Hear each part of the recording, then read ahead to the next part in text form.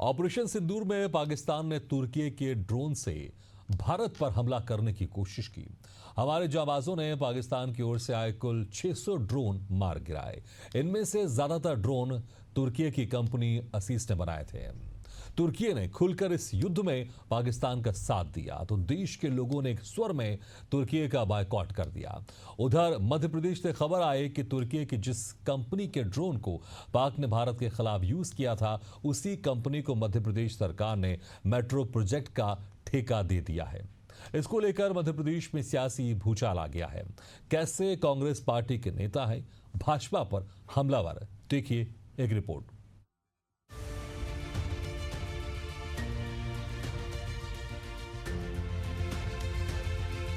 इंदौर के बाद अब खबर भोपाल से भी आ रही है कि मध्य प्रदेश सरकार ने तुर्की की असीस कंपनी को करोड़ों का ठेका दे दिया है।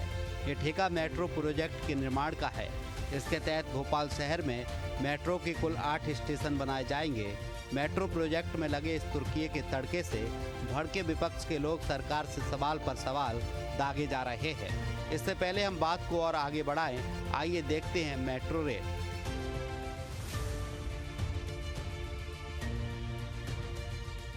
मामला सामने आने के बाद से प्रदेश की राजनीति में भूचाल आ गया है।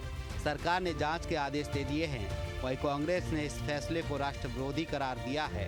कांग्रेस के नेताओं का कहना है कि जिस कंपनी के ड्रोन का इस्तेमाल हमारे देश पर हमला करने में हुआ, उसी को मेट्रो जैसे संवेदनशील प्रोजेक्ट का काम देना बेहद दुर्भाग्यपूर्ण और खतरनाक फैसला है।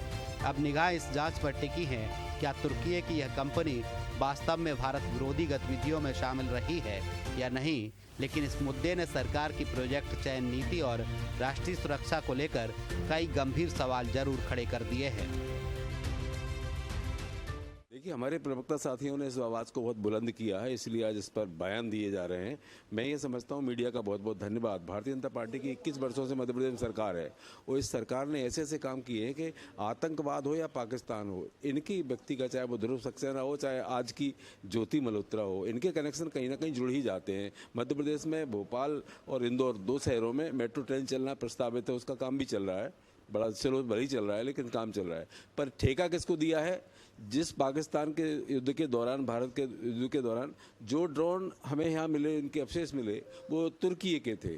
और उसी तुर्की की असीम गार्ड जो कंपनी है, उनकी मदर कंपनी, उस कंपनी को मध्य प्रदेश सरकार ठेका देती है। इधर अब कहने लगी है कि तुर्की का बहिष्कार करेंगे। अरे भाई, ऐसा ड्रामा क्यों, ऐसा ढोंग क्यों?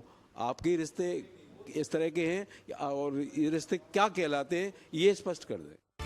वहीं इस मामले में कैबिनेट मंत्री कैलाश विजयवर्गीय का कहना है कि अगर यह कंपनी प्रत्यक्ष या परोक्ष रूप से भारत विरोधी गतिविधियों में लिप्त पाई जाती है तो न केवल इसका ठेका रद्द किया जाएगा, बल्कि इसे ब्लैकलिस्ट भी किया जाएगा। राष्ट्र की सुरक्षा से कोई समझौता नहीं किया जाएगा। भाजपा प्रवक्ता अजय यादव भी इसी बात को अपने तरीके से कह रहे हैं। देखिए, जिस तरह से पहलगांव में आतंकी हमलों का भारत सरकार ने जवाब दिया, हमारी सेनाओं ने जवाब दिया, ऐसे में पाकिस्तान का सहयोग करने वाले देश, चाहे तुर्की हो या अन्य भी देश हों, उनका सभी तरफ बहिष्कार किया जा रहा है। और भोपाल में मेट्रो प्रोजेक्ट के संबंध में तुर्की से संबंधित कंपनी का नाम सामने आ रहा है। इस संदर्भ में नगरीय प्रशासन मंत्री कैलाश विजयवर्गीय जी द्वारा संज्ञान लिया गया है और विभाग के द्वारा कार्रवाई भी की जा रही है। भारतीय जनता पार्टी सरकार राष्ट्रवाद के साथ काम कर रही है और जो भी देश विरोधी तत्वों के साथ खड़े हैं, उनको किसी तरह का कोई काम यहाँ नहीं दिया जाएगा।